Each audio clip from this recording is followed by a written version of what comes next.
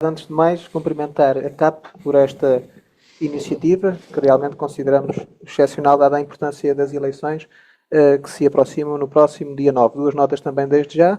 Questionou-nos se éramos a favor ou contra a PAC, esclareço já essa. Somos a favor da PAC, importa é discutir que tipo de PAC.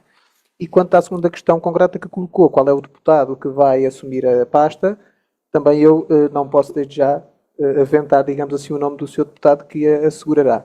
Aquilo que posso assegurar, sim, é que o Chega tem um entendimento de que a agricultura, tudo quanto comporta o mundo agrícola, por ser até curioso o nome que se dá é setor primário, e portanto nós entendemos que deve ser primariamente um desígnio europeu, reforçar a agricultura.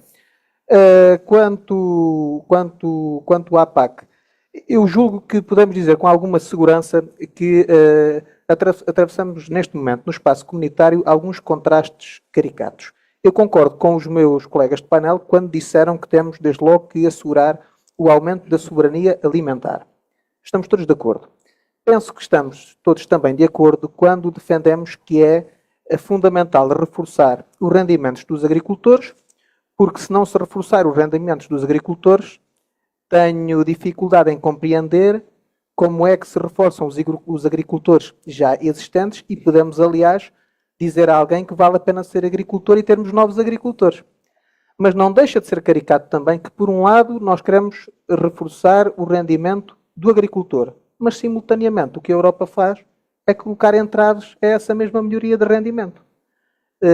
Nomeadamente com normas cada vez mais apertadas, não só no processo produtivo, como também no processo de exportação, chegando inclusivamente a cenários verdadeiramente caricatos, em que obrigamos os nossos agricultores ao abrigo de normas e de regras mais viradas para a chamada ecologia e para o lado mais ambiental, apertamos os nossos agricultores com regras tão sui generis que quase não conseguem garantir a sua produção. E depois vamos buscar produtos vindos de territórios que não têm essas regras apertadas e que, portanto, colocam os produtos nos mercados a valores com os quais é difícil realmente competir. E, portanto, a Europa tem que se decidir. Eu quero uma coisa ou quero outra.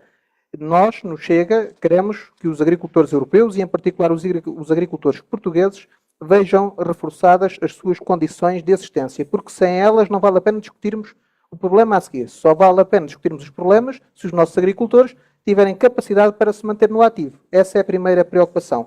Para não ouvir também o Pato dizer apenas que para o Chega, nesta primeira pergunta, os agricultores são os ambientalistas por excelência. São eles que defendem aquilo que é a necessidade ambiental. Muito obrigado. Bem, nesta matéria, eu acho que, em grande medida, eu consigo concordar um pouco com um bocadinho tudo aquilo ali que os meus colegas de painel disseram. Nomeadamente ao dizer que concordamos que a Comissão Europeia apanhou um susto. Apanhou um susto porque aquilo que se passa, quanto a nós, nestas matérias é a mesma coisa que se passa em tantas outras. Ou seja, primeiro legisla-se e depois é que se vai ver se a legislação aprovada consegue ser aplicada no terreno ou não. Ou seja, começamos a casa do telhado e depois é que fazemos as paredes. Normalmente a casa cai. E é um risco que a Comissão Europeia estava a correr, era que tudo ruísse, e nós pensamos que percebeu e que apanhou um susto, até pelas manifestações e pelas transmissões de descontentamento que um pouco por toda a Europa aconteceram. As metas, aqui também já foi falado, eu penso que de alguma forma toquei nesse assunto na minha intervenção anterior. As metas ambientais, naturalmente ninguém nega que são importantes, mas também nelas temos que pensar e temos que verificar se são atingíveis, porque não vale a pena de nada na nossa vida colocarmos metas sem percebermos se as conseguimos atingir. Porque se eu crio uma meta que sei que não vou atingir, ou não sei sequer se ela é atingível, isso é meio caminho andado para o insucesso. E, portanto, nestas matérias, nós pensamos que o paradigma da observação tem também ele que mudar. Mas fez uma questão concreta, e eu não gosto de fugir às questões concretas, que tinha que ver com a pressão sobre o orçamento. Não vale a pena enganarmos as pessoas. E, por exemplo, ontem tivemos um debate na televisão entre alguns cabeças de lista ao Parlamento Europeu e fugiram todos da questão. Essa pressão vai acontecer. E como foi dito ontem, aquela frase bonita que toda a gente diz, não fica ninguém para trás, não tenham dúvidas, alguém vai ficar para trás. Não tenham dúvidas, não vale a pena andarmos aqui a dourar a pílula, como se costuma dizer. Alguém vai ficar para trás. O que importa agora vou ser português, eu não queria que fossem os portugueses a ficar para trás. Mas apenas para dar uma nota de que nestas matérias não vale a pena pormos também todo o peso na União Europeia. Nós também temos que pôr peso em nós. E o peso em nós aqui significa que os nossos representantes no Parlamento Europeu sejam realmente transmissores das nossas preocupações e consigam, junto da União Europeia, negociar as metas, os objetivos, os financiamentos de acordo com aquilo que são as nossas necessidades e os nossos objetivos. E aqui o Chega considera que nem sempre isso tem acontecido. E estou a ser simpático, considera que nem sempre tem acontecido, para não dizer que consideramos que não tem acontecido de todo nos últimos anos. Portanto, aqui até estou a ser simpático. Enfim, nós temos outros desafios. Se a Ucrânia, nomeadamente, entrar para a União Europeia, então aí o problema ainda se agrava mais. O Chega não vê com bons olhos e não deixará que os nossos agricultores sejam prejudicados em função de metas, lá está, que ainda nem percebemos bem o que são na verdade. Bem, eu estou contente que estou a ver que estou em linha com as perguntas que estão a sair. De alguma forma já abordei esta matéria. Vão-me perdoar, eu vou fugir do politiquês e do politicamente correto e vou dizer as coisas como elas são, e penso que os agricultores que nos possam estar a ver e a ouvir compreendem o alcance das minhas palavras. Um acordo comercial que beneficia territórios extracomunitários e prejudica a comunidade europeia não é um acordo comercial, é uma estupidez comercial. Não vale a pena termos outras palavras.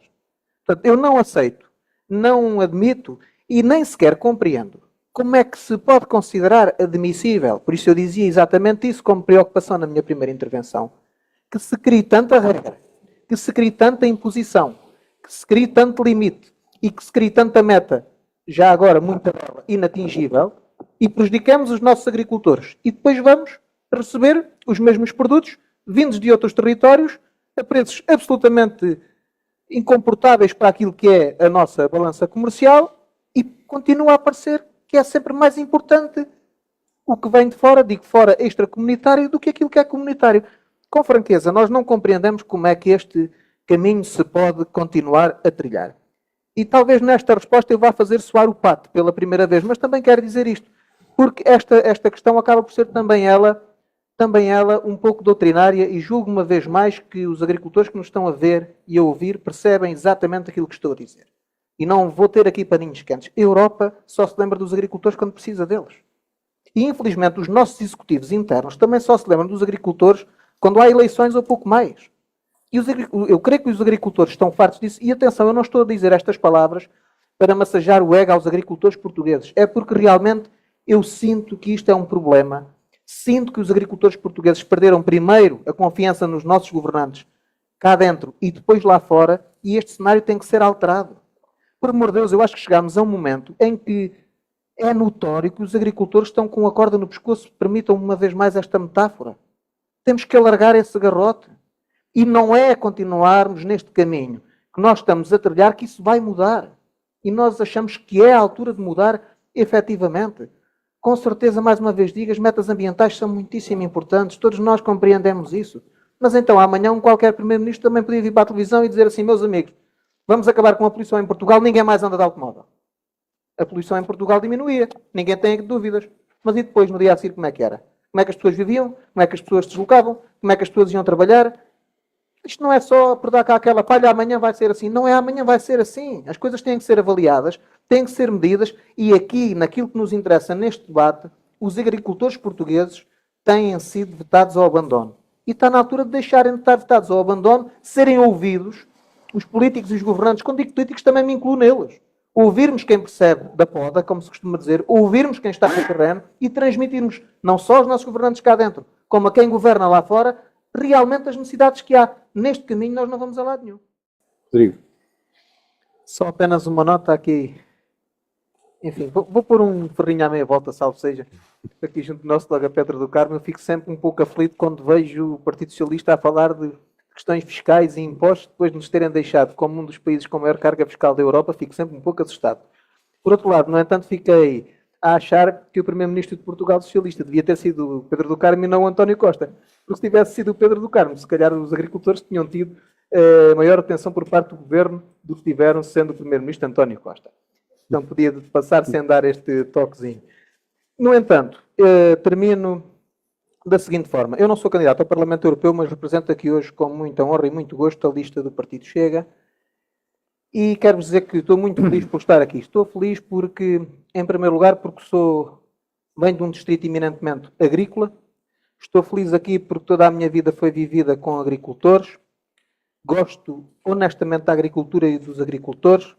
E sou perfeitamente consciente que se não fosse a agricultura e os agricultores, certamente não havia o Portugal que nós conhecemos e também não haveria a Europa que todos nós queremos fazer parte. E, portanto, faço votos de que a agricultura e os agricultores obtenham a valorização junto do poder político que tanto perderam nos últimos anos e não deveriam ter perdido. Por isso disse que só se lembram dos agricultores quando há eleições ou quando é bonito aparecer numa feira qualquer, ainda que depois, em algumas feiras, veja-se bem ao ponto a que chegamos em Portugal, com toda a razão, muitos agricultores às vezes já nem querem lá os ministros da pasta. Vejam bem ao ponto a que nós chegamos. No entanto, o Chega bater-se-á pela dignificação do agricultor, o Chega bater-se-á na Europa por uma revisão da PAC que cumpra as nossas necessidades e os nossos objetivos, o Chega bater-se-á pela revisão das regras de produção, o Chega bater-se-á pela revisão dos acordos de comércio livre, no fundo, o Chega bater-se-á pelos agricultores portugueses e pela agricultura nacional. Por isso vos dizia, é para mim um grande orgulho, uma grande alegria pessoal estar aqui convosco nesta casa, porque eu estou certo, digo isso muitas vezes a quem me conhece, e quem me conhece saberá que estou a dizer a verdade, se nos meios urbanos, ou se os meios urbanos compreendessem realmente o que é a cabeça da agricultura, o que é a cabeça de um agricultor, teríamos outro problema. É que fugia tudo das cidades para o campo e já cá ninguém voltava. Muito obrigado.